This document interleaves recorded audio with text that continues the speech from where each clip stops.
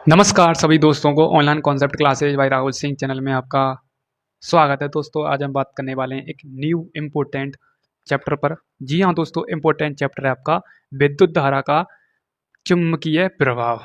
दोस्तों अब तक हम पढ़ते आए हैं विद्युत धारा के बारे में, इलेक्ट्रिक करंट के बारे में, कि हमारा इलेक्ट्रिक करंट कैसे ही प्रवाहित होता है, कैसे हमारा आवेश प्रभावित होता है, कैसे हम आवेश को एक जगह से दूसरी जगह भेजते हैं, आवेश की डायरेक्शन क्या होती है, विद्युत धारा की डायरेक्शन क्या होती है।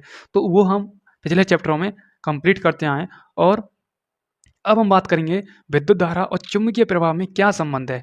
जो हम लाइट बनाते हैं वो कैसे बनती है हमारी लाइट, तो हम इसकी हम बात करने वाले हैं। जब हम किसी तार के सामने हम कंपास को लेकर जाते हैं तो क्या विक्षेप होता है कंपास में, तो उसकी हम बात करने वाले हैं। और कंपास जो होता है दिशा सूचक, वो कैसे वर्क करता है, तो इसकी हम बात करेंगे किसमें, विद्युत धारा के चुंबकीय प्रभाव चैप्टर में। वेरी वेरी इंपॉर्टेंट है विद्युत धारा का चुंबकीय प्रभाव। सबसे पहले चैप्टर का नाम इज्जत पूर्वक विद्युत धारा का चुंबकीय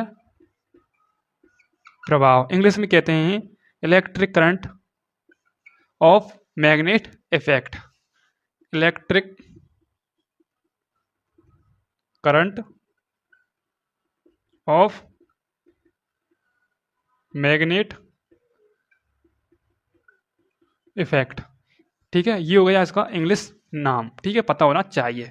अब दोस्तों बात करते हैं विद्युत धारा प्लस चुंबकीय प्रवाह में कैसा संबंध है। पहले हम पढ़ेंगे ओरस्टेड के प्रयोग। तो भाई साहब कर रहे थे प्रयोग, एक मतलब अपने कमरे में कर रहे होंगे या किसी टेबल फेबल पर कर रहे होंगे। ये साइंटिस्ट होते हैं, पागल दिमागी होते हैं। जैसे आपका न्यूटन था, पेड़ के नीचे बैठ गया, जैसे ही सेब टपका ऊपर थे तो दिमाग लगाने लग गया, कई सालों बीत गए, तब आके कंक्लूजन निकला कि सेब क्या है, कॉन्सेप्ट क्या नहीं है। तो वहाँ पर ग्रेविटी लागू कर दी। भाई ये ग्रेविटी है, पृथ्वी अपनी तरफ खींचती है, अट्रैक्ट करती है। कोई हम सामान फेंकें ऊपर तो नीचे ही आएगी वो।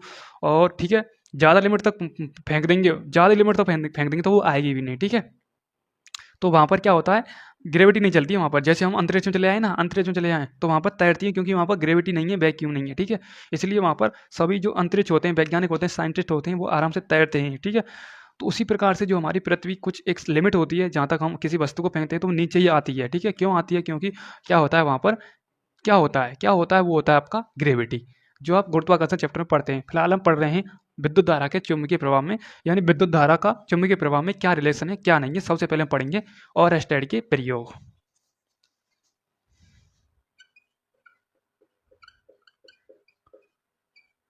ओरस्टेड प्रयोग। ठीक है, अब भाई साहब ओरस्टेड प्रयोग पढ़ेंगे तो इसमें पढ़ेंगे हम दिशा सूचक के बारे में। किसके बारे में, दिशा सूचक के बारे में। ओरस्टेड भाई साहब ने अपना प्रयोग किया था 1820 में। और ये कहाँ के रहने वाले थे, ये रहने वाले थे डेनमार्क के। डेनमार्क के रहने वाले थे। ठीक है, कहाँ के रहने वाले थे, डेनमार्क के रहने वाले थे। तो इन्होंने ये अपनी टेबल पर एक एक्सपेरिमेंट कर रहे थे विद्युत धारा पर। ठीक है, क्या विद्युत धारा पर, कि विद्युत धारा कैसे हमारी तार में आकर प्रवाहित होती है, एक जगह से दूसरी जगह कैसे जाती है। ठीक है, उसी प्रकार जैसे ही वो एक टेबल पर क्या कर रहे थे, प्रयोग कर रहे थे, तो बगल में एक दिशा सूचक रखा था। क्या रखा था, दिशा सूचक रखा था।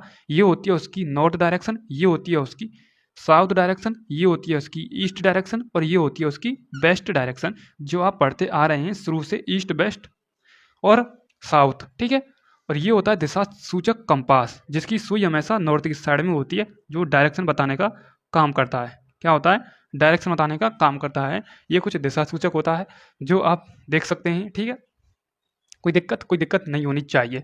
जैसे ही वो दिशा सूचक टेबल के, समझो ये आपकी क्या है, टेबल है एक, क्या है ये आपकी, क्या है, एक टेबल है छोटी सी, जो मैं बना रहा हूँ आपके लिए, समझो। ठीक है, ठीक है, क्या है, टेबल।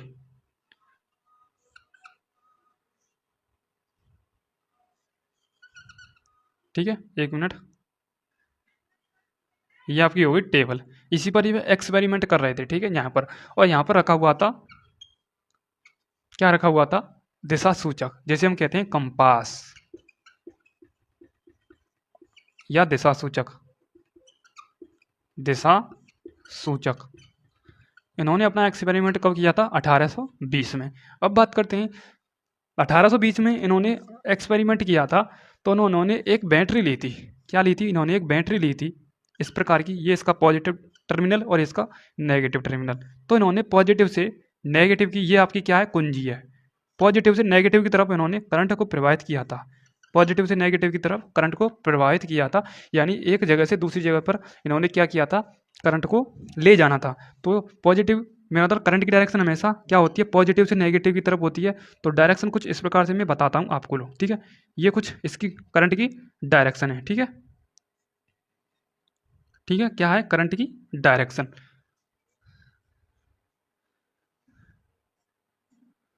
तो करंट की डायरेक्शन हो गई इस प्रकार से।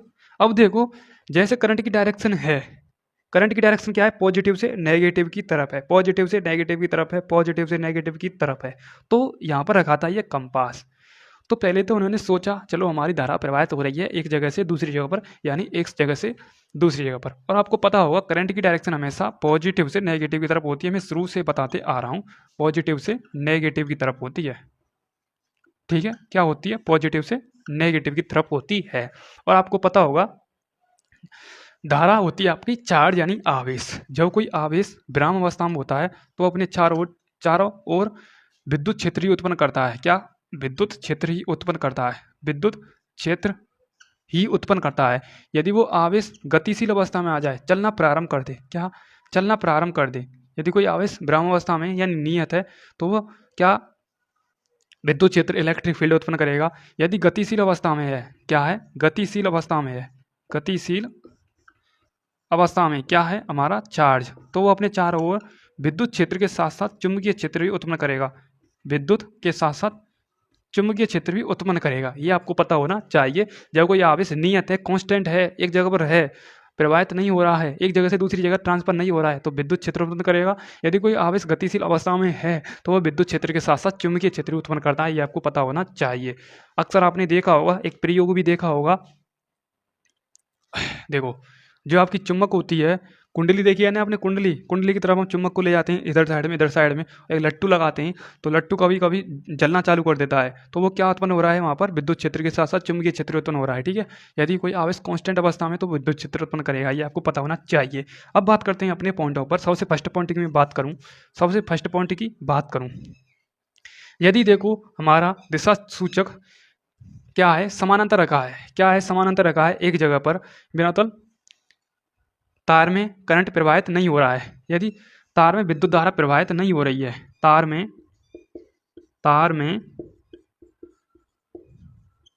विद्युत धारा प्रवाहित नहीं हो रही है, नहीं हो रही है, तो कंपास में कोई विक्षेप उत्पन्न नहीं होगा। तो कंपास में कोई भी विक्षेप उत्पन्न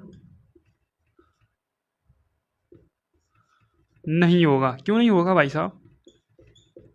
नहीं होगा, विक्षेप उत्पन्न नहीं होगा। और क्यों नहीं होगा, ये पॉइंट यहाँ पर लग जाता है प्रश्नवाचक चिन्ह। जी हाँ दोस्तों, जब तार में कोई विद्युत धारा उत्पन्न ही नहीं हो रही है तो वहाँ पर विद्युत क्षेत्र उत्पन्न कैसे होगा, मेरा मतलब कंपास में विक्षेप कैसे उत्पन्न होगा।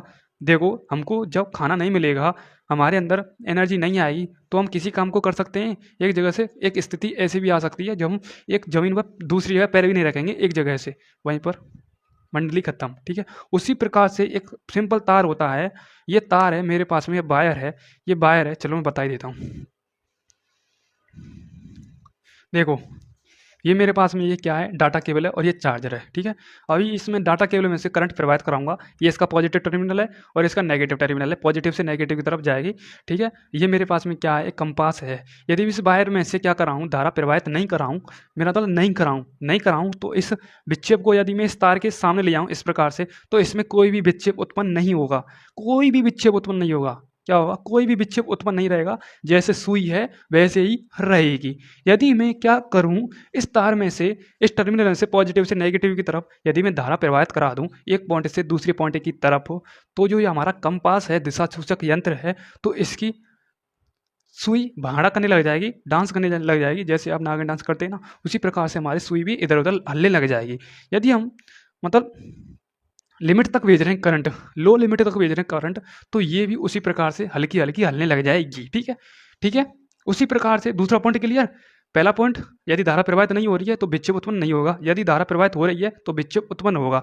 यदि हम अधिक सीमा तक यानी हाई वोल्टेज करंट प्रवाहित करें तार में से, जितना तार की कैपेसिटी है उसी प्रकार से हम करंट प्रवाहित करें, तो उसी प्रकार से ये बहुत तेज नागिन डांस करेगी। क्या, चुंबकीय सुई क्या होती है, कंपास की सुई दिशा सूचक में जो होती है वो भी बहुत जल्दी जल्दी क्या करेगी, क्या करेगी, नागिन डांस करेगी। उसी प्रकार से चौथा पॉइंट है, यदि हम तार में से अपोजिट डायरेक्शन में क्या कराएं, करंट को प्रवाहित कराएं, अपोजिट डायरेक्शन में कराएं, तो ये उसके विपरीत डायरेक्शन में क्या हलेगी सुई। तो ये 4 पॉइंट हमारे ओरेस्टेड भाई साहब के, जब तभी इन्होंने दुनिया की आंखों को खोला कि क्या प्रभाव, क्या रिलेशन है विद्युत धारा और चुंबकीय प्रभाव में, क्या संबंध है। तो ये था कुछ एक्सपेरिमेंट था उनका। अब मैं एक्सपेरिमेंट करके तो नहीं बता सकता आपको, क्योंकि मेरे पास ना तो दिशा सूचक यंत्र है, करंट तो है मेरे पास में, ये लाइट जल रही है, करंट तो है। यदि मैं बता देता मेरे पास में दिशा सूचक यंत्र होता तो ये बोर्ड पर है। अब ये तो समझाने के लिए है। तो ये कुछ पॉइंट हैं आपके जो मैंने आपके लिए बताए हैं। ठीक है, और मैं कोशिश करूँगा किसी वीडियो में बताने के लिए। कंपास लाऊंगा, कहूँ से बाजार प्रचार से मिल जाएगा, मार्केट से मिल जाएगा, और आपको बता भी दूंगा। ठीक है, तो एक बार एक पॉइंट को नोट करें। ठीक है,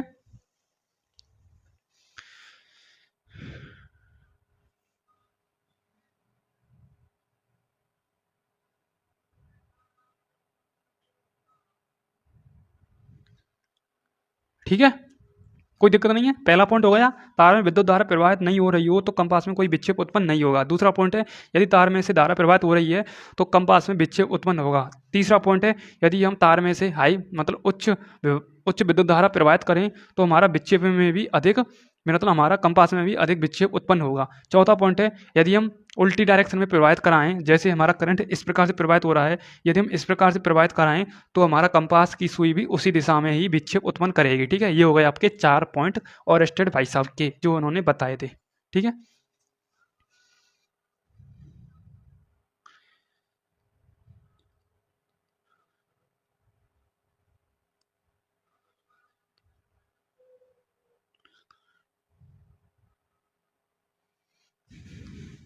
ठीक है, ये हो गए आपके 4 पॉइंट।